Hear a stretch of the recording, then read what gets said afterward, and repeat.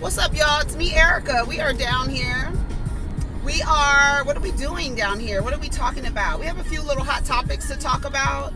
So, we're going to not be down here for too long. Probably not. You know how that goes. I had this song in my head this morning. It popped into my head, and I did not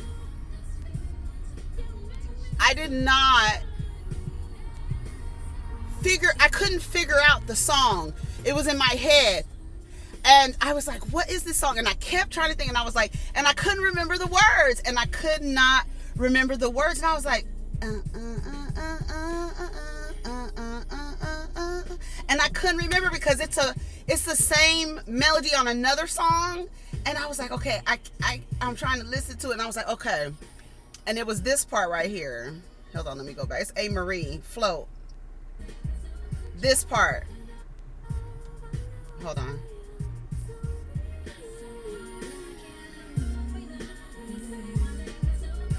Yes. I love Amerie, honey. When I tell you I wore that CD out, when I tell you I think I still have the CD, and it scratches all in that CD, baby. It started skipping after a while. Shout out to Amerie. I know she has a book club or something like that. She has a YouTube channel. She does like a monthly book club or something like that. But yeah, it popped into my head, and I was like, what? Why? What is this song? And then I was like, okay. And I was like, oh my God, that's Amerie. I don't know why it popped in my head. It's so dope. Amerie, I don't know why we slept on Amerie. The word on the street is, honey, that somebody else, Blue's mama, Blue, Rumi, and Sir's mama, so they took Amerie's whole little. That's the word on the street that she took her whole little stilo. I don't know. Anyway, so I'm down here. I have my tea. Oh, okay. So I'm gonna need my phone. So yesterday, Joseline was on the Wendy Williams show. Go ahead and like, subscribe, and comment, and let me know you stop by. I need to wash my car. I'm looking at the windows like, girl. And she came on there to promote her show, Cabaret. So she was on there, and when she came on, Wendy, and they introduced her, and she said, I just have to say something. And she let Wendy know that she does not, and I think, first of all, she basically told Wendy, you treat, kind of like you play us, the black girls, the black and Spanish girls, the people in pop culture and black pop culture, when you talk about us, you kind of play us. You be playing us. Like, you be acting like you didn't go through the same shit we went through, basically. You done been through the same thing. And I think what she was saying is that I felt like Joseline was respectful. I felt like she wasn't disrespectful. She kept calling her Miss Wendy Williams. Miss Wendy.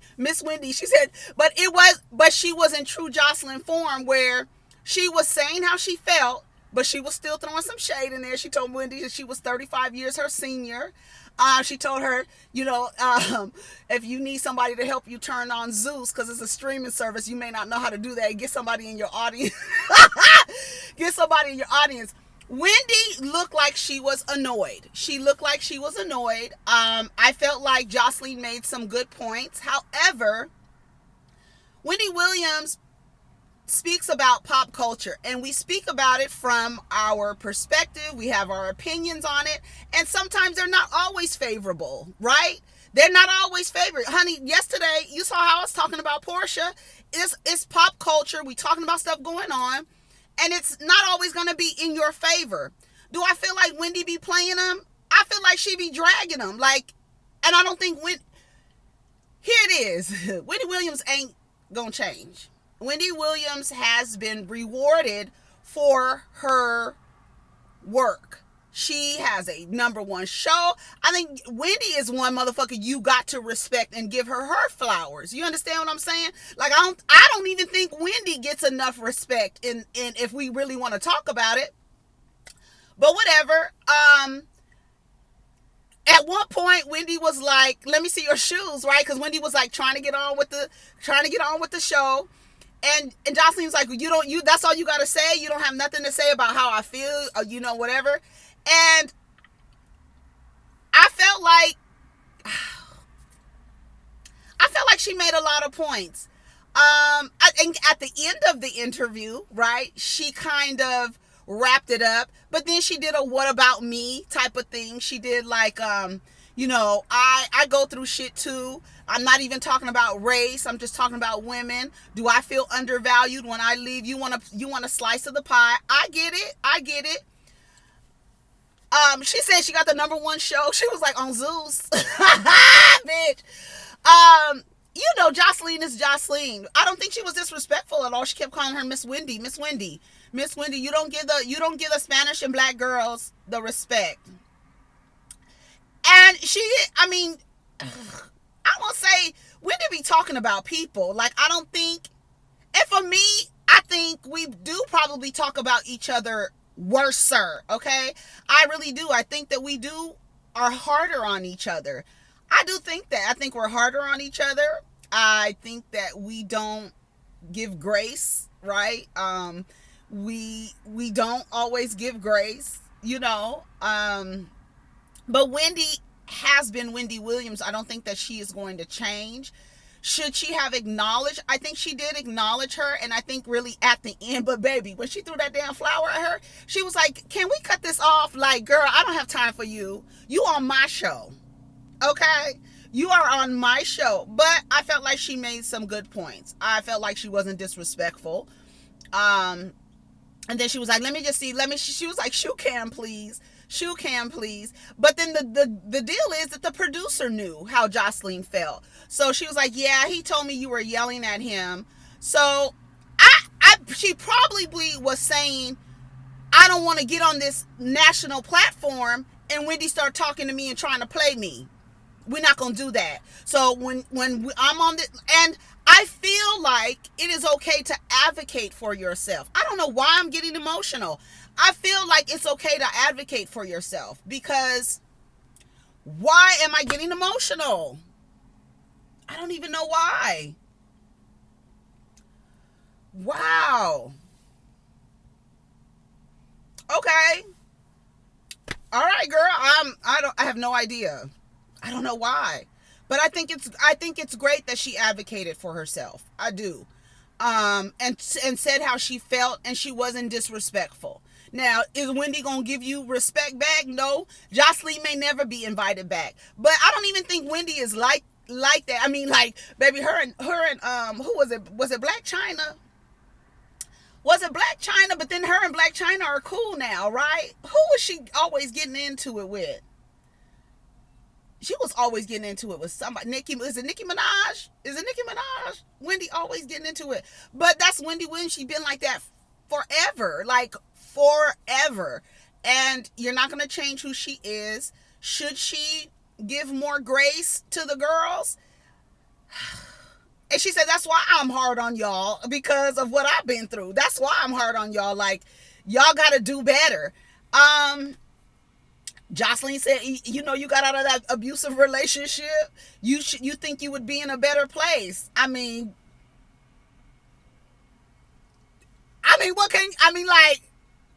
Is she in a better place? Right? You know what I'm saying? Does she, you know what I'm saying? You could tell. I don't know. Wendy, I don't know. I haven't really watched Wendy like that in a very, very long time. Okay, little bug. I haven't watched her in a long time. I watch clips, right? I don't like sit down and be like, okay, let me see what's Wendy talking about. But if it's something that, like that's going on, she talks about housewives every now and again. So I'll tune in to see what her perspective is on that. But yeah. What do y'all think? Do y'all think Joseline was disrespectful? Do you think that it was the wrong time? Do you think some people was like she should have waited until the end? No, I'm gonna let you know. Let's set the boundary right at the beginning, so we don't have any miscommunication throughout this interview, right? And Joseline just has a wonderful way of expressing herself. It is so funny to me, and she really be sincere. Like, y'all not. She was like, "You're not gonna say anything about how I feel." I didn't like the fact that she was like Stevie Who and Faith Who. She didn't flow with that one. She looked like she was about to say something. I don't know who was off camera, probably her partner. But the way that she said about Stevie, I don't know. Stevie said everything is fine. Girl, I don't know. But I didn't think it was that bad. I thought Wendy was taken off guard. I did, but Wendy is a media queen, right? She is a media queen. So she knows how to maintain composure. But when she threw that flower, I said, "Oh, Wendy, don't lose it, girl." Here's your flowers, girl. So disrespectful. But I mean, I think it would have gone like that in person. I was about to say, I wonder if it would have went like that in person. I feel like Joseline is gonna be like that in person. I didn't see a problem with it. Dr. Umar, bitch, I have right here, not a Dr. Umar. Not a Dr. Umar Johnson was on The Breakfast Club. Now, I'm going to tell you, I did not watch the whole thing because I could only do Umar Johnson in bits and pieces. We don't have the same views on a lot of things, but like a broken clock, he can be right twice in a day. Okay? The part that I saw that turned me off was this. I just don't like when people act like the LGBTQ community is separate from the black community. I just think it's so weird to speak about our community and separate and create like subcultures within a community, and to separate them as if their blackness is now gone. Like, it's just so weird to me. But he was saying something about Joe Biden not signing an executive order. He signed the Asian hate executive order, and he signed the a bill for transgender citizens. I don't remember what the bill was, but I remember at the end of the last administration, there was a lot of things that, Gargamel did that had to be reversed. So I don't know if it, in relating to transgender rights. So I don't know if he reversed that, but I just don't like playing the oppression Olympics. I'm not into that. I don't like the stats that he gives out. They're wrong a lot of the times.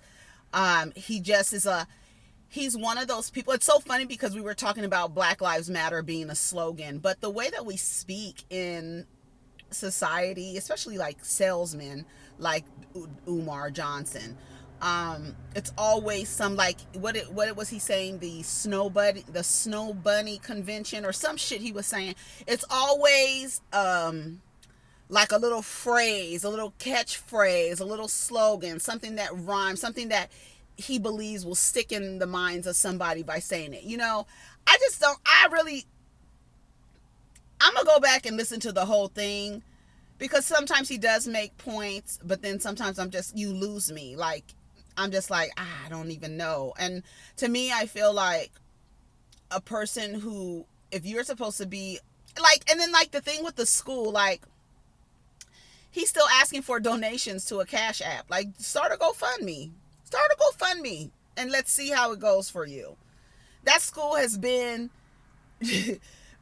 You know how fast it built LeBron James done built a school. Puffy done built a school. These little charter schools, I don't know how they doing or whatever, but I don't think it takes so long to build a school.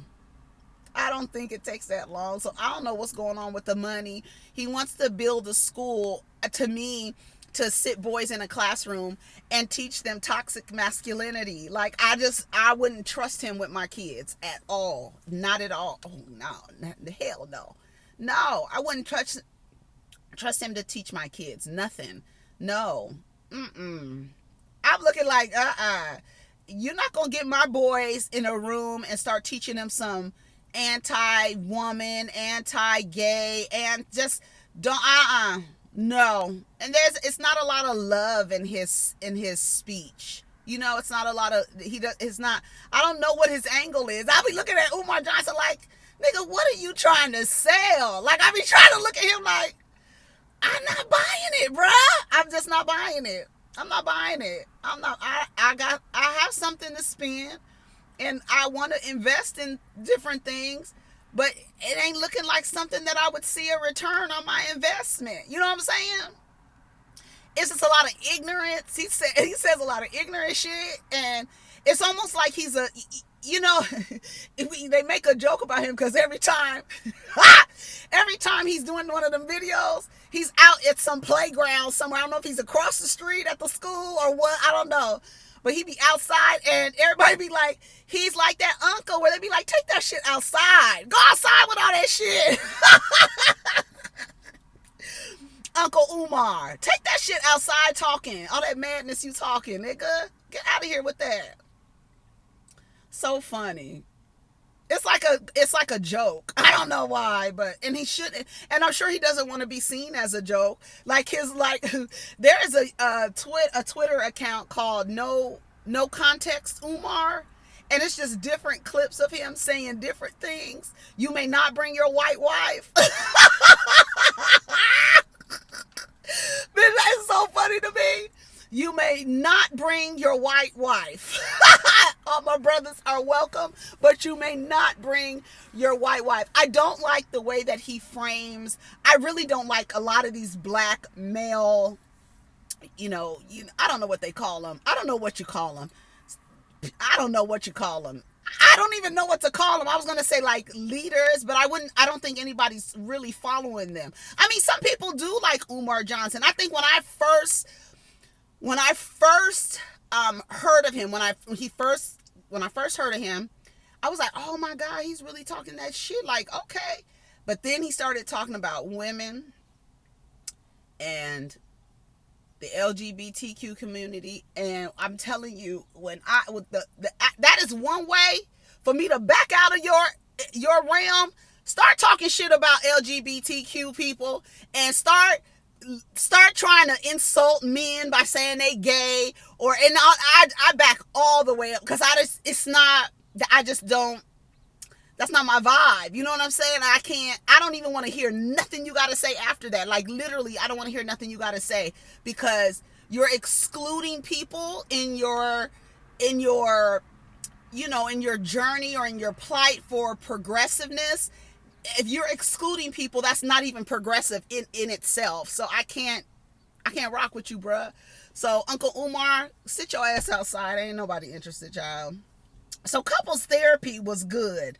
Now, I watched the first episode. I asked y'all on the timeline in our community page, what would you guys like me to review couples therapy? So what I figured what I would do is because I'm going to watch it anyway. So what I'll do is kind of take different themes from it, not go through it step by step, because I think it's actually cool to talk about, because some of the things that they are doing, some of the exercises they are doing are cute. AJ Johnson is on there. AJ Johnson has turned into a life coach. I don't know if she's going to be our next Iyanla, since Iyanla's, leaving, Fix My Life. I watched Iyanla's Breakfast Club, and that's the thing, like, Breakfast Club, like, okay, during the conversation with Envy and Umar, where he said Envy was trying to put himself or trying to see the perspective of, in the Michaela Bryant situation, he was trying to see the perspective of the girl that was being attacked and not the girl that was shot. And it was weird for him to even position himself like that. But his father is a retired cop, and you always have to, what I've learned, because I kind of fell out with a friend a long time ago who just recently contacted me and apologized. But her father is a detective for the LAPD, and all the shit that was going on with police brutality and stuff like that on Facebook. I said something happened in Houston. and some cops got shot. And I said, this is, I was like, this is what happens. This is what happens when people start retaliating. This is what can happen. And she didn't like that because she felt like, I don't know, maybe she identified with cops because her dad is a cop. So I always got to think about that, like, oh, okay, you have a different perspective. Even still, it was weird for Envy to not put himself in the position of the person who was shot, but the person she was trying to attack, and say, if that was my daughter, I would have wanted him to, disarm her. But what about the girl that was that was doing the, holding the knife? What about her? Why couldn't you see it from her perspective? And now that you know so many developments from that story, and yesterday I was watching someone's live and I was just like, all of this blame on this kid. And we just talked about, children being culpable and impulse control when you're under the age of 25 and how kids respond. And I felt like the story surrounding that girl is like, she's a child. Now I'm getting emotional. She's a child, and adults I always get on adults because we forget what it is to be children. And this girl was she was a product of her environment. And all these people standing up at a podium saying all these nice things about this little girl, and she was still in foster care. Why was she in foster care? Why wasn't she with her Like, I have so many questions. If y'all cared so much, right? So I'm not going to even get on that because I'm going to get mad. But the thing is, she's a product of her environment. And she is a child who was in survival mode. And when you're in survival mode, you might kill somebody. You might try to kill somebody. Look at, what is her name? Nicola Brown, is that her name? Who killed the man who was trying to assault her after she had been trafficked. She killed him in a space of survival. You are treating someone like a criminal who is trying to survive an environment in which they are being abused. And it's like the entire story of this little black girl being failed by her family, being put in a foster care system, being put in a foster home where she's also mistreated. Where can she go? Where could she have gone? And then for her, that same very little girl, to be not only a statistic in like a child in the foster care system, but then to be killed by a cop. It's just like the entire, her little life is just like a statistic. A poor little black girl, American black girl, failed by the adults around her and then shot by a cop. And you can't see, and you want to position yourself to be like, well, if that was my daughter, no. What if Michaela was your daughter? And you know what? Shout out to Justin J. He made a video yesterday talking about Envy, and he said, I'm so tired of people saying, if that was my child. It's not your child. And I felt, when he said that, he was so angry. And I felt what he was saying, because it's like, you have living children. If that was my child, I understood what he was saying. Like, stop saying that shit. If that was my child, it's not your child. Your child is not dead. Your child wasn't shot 4 times while she was in survival mode, where she was trying to survive her environment. The toxic environment. If she would have grown up to be a woman, she would have had to be in therapy for what she was experiencing as a child, for her to be shot by a cop. It's just like, and you take the position of the girl that she was running towards. Like, I don't know. And I totally agree. Like, stop saying if that was my child, that was my child. Stop. It's not your child. There's a dead child here. And I totally felt that. Anyways, I didn't mean to get on Michaela Bryant, because I know it kind of brings the energy down, and we try to keep it like a little upbeat over here. You know what I'm saying? But I just, I couldn't believe Envy. Like, and because he was like, well, I guess I'm a coon. Like, Envy. And then they did the interview with Iyanla, and it was beautiful. It was a beautiful interview. She was talking, and it's like sometimes they like really drop the ball, the Breakfast Club, and then sometimes they really do well. Angela's getting better at speaking up. I've kind of stopped watching their interviews. It's because they just, I don't know what's wrong with Charlemagne. I don't know what. I know he's trying to work on himself, and it is a process. But sometimes I'll be listening to his logic, and I'm like, shut up. And I don't like the way that he engages with Angela when she is doing her reporting. Is as like she does her reporting, and he responds to the reporting almost like in a dismissive way, like, why are you talking about this? Like, that's crazy. I mean, like, why would they do that? I mean, like that. And it's like she's just reporting the story. Shut your ass up. Shut up. For this not your segment, bruh. This is her segment. You always talking. Shut up. But the Iyanla Vanzant interview, perfect. It was good. That was it for that. So couples retreat. So, okay, let me stop, and we're going to come back and talk about couples retreat. See? Okay, bye.